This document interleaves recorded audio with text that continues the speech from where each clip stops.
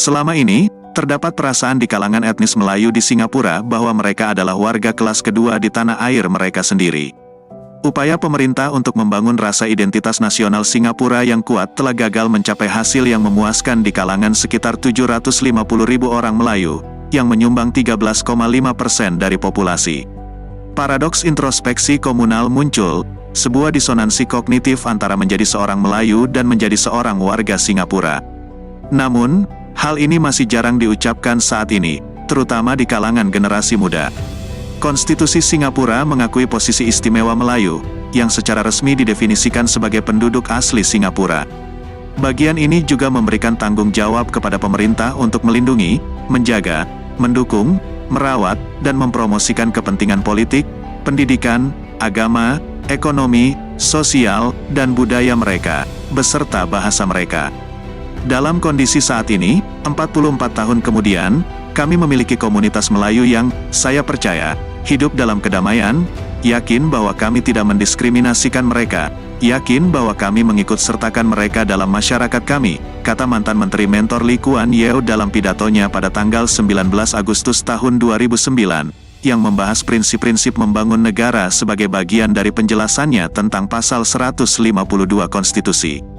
Pidato Bapak Lee merupakan respons terhadap pertanyaan yang diajukan oleh anggota parlemen yang ditunjuk, Viswa Sadasivan, yang bertanya apakah sudah waktunya bagi Singapura untuk melampaui permasalahan ras dan memperlakukan semua orang sebagai setara.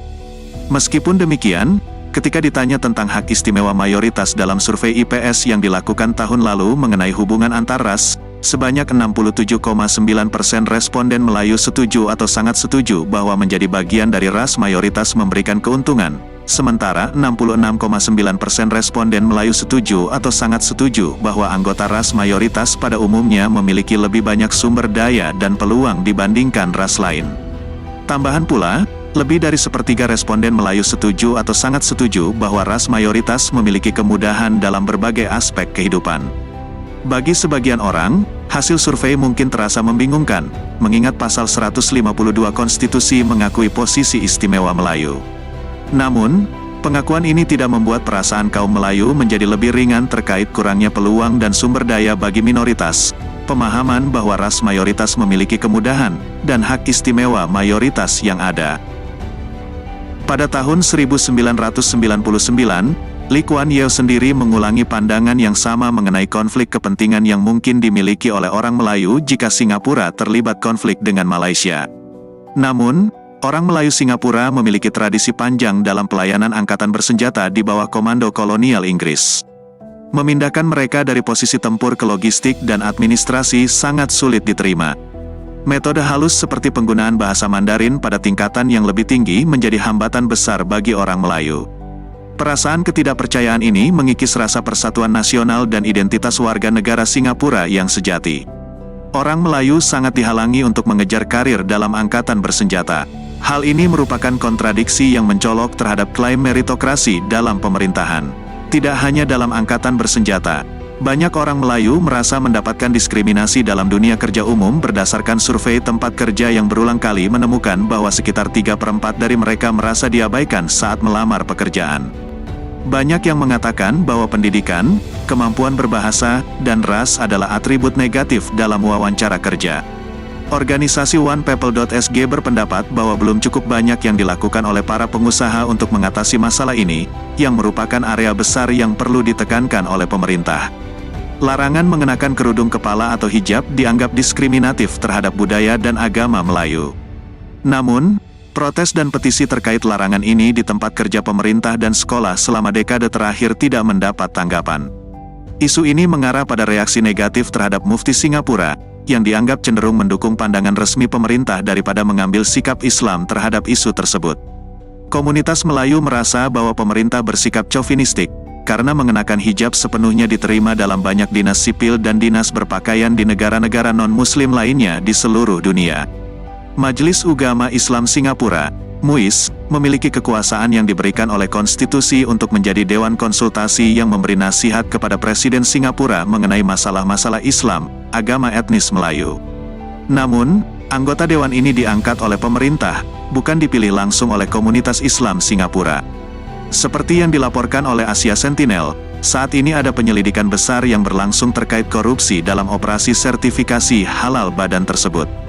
Selain itu, terdapat kritik tentang bagaimana MUIS mengelola properti wakaf, sumbangan, zakat, serta pembatalan dan pengembalian biaya haji.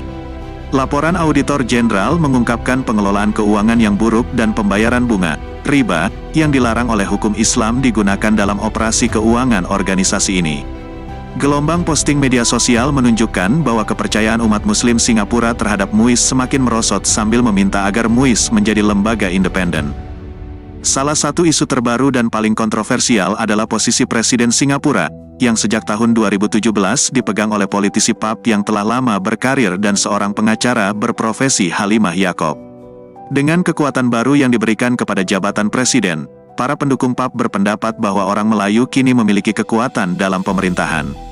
Namun, pemerintahan eksekutif dalam kenyataannya yang membuat semua keputusan besar. Jabatan ini masih menjadi posisi seremonial utama. Halimah hanya menjadi presiden muslim kedua sejak Singapura merdeka pada tahun 1965. Banyak etnis Melayu merasa bahwa mereka telah diperlakukan dengan merendahkan dan tidak melihat adanya reformasi di bawah pemerintahannya. Salah satu masalah terbaru adalah proposal untuk mengajar bahasa Melayu di sekolah dasar, mengingat bahasa Melayu adalah bahasa nasional dan bahasa dari lagu kebangsaan Singapura.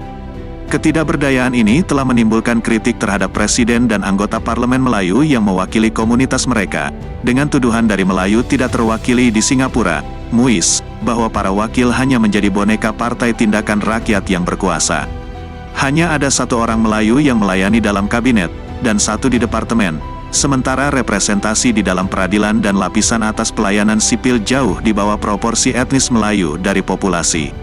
Kritik meluas tentang pemimpin Melayu yang tidak berinteraksi dengan komunitas dan tidak berbicara tentang isu-isu Melayu.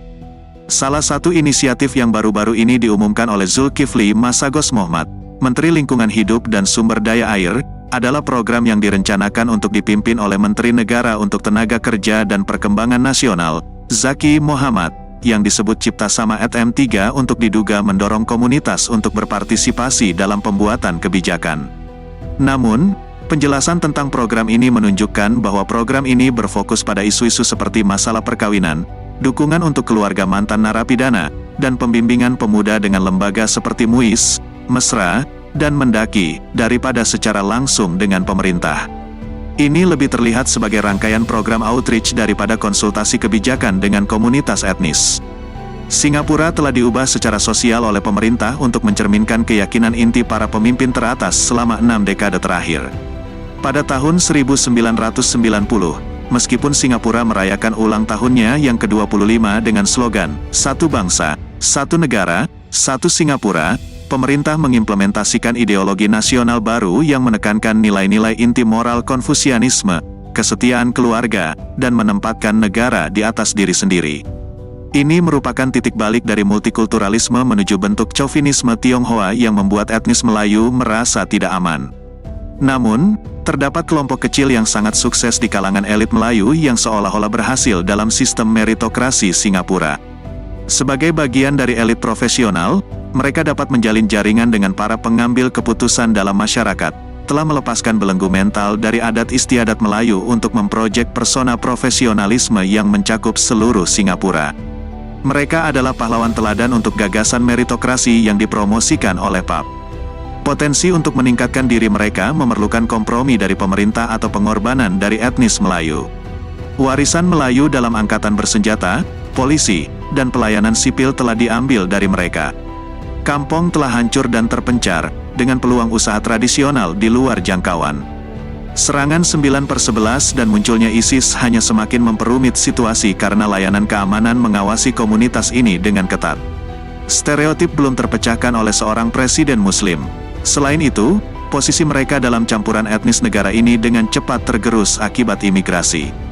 Setelah hampir 60 tahun, loyalitas Melayu terhadap Singapura masih dipertanyakan oleh pemerintah.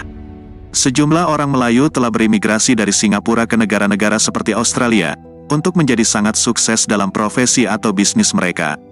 Mereka telah merangkul identitas Melayu mereka dan memainkan peran penting dalam mengorganisir komunitas Melayu setempat di negara adopsi mereka, yang merupakan kerugian besar bagi Singapura. sebagai Wakil Perdana Menteri pernah mengatakan pada tahun 2000 bahwa tidak ada kebijakan yang terlalu sensitif untuk dipertanyakan, dan tidak ada subjek yang begitu tabu sehingga Anda bahkan tidak bisa menyebutkannya. Banyak yang ingin membahas dilema Melayu di Singapura, namun takut untuk melakukannya.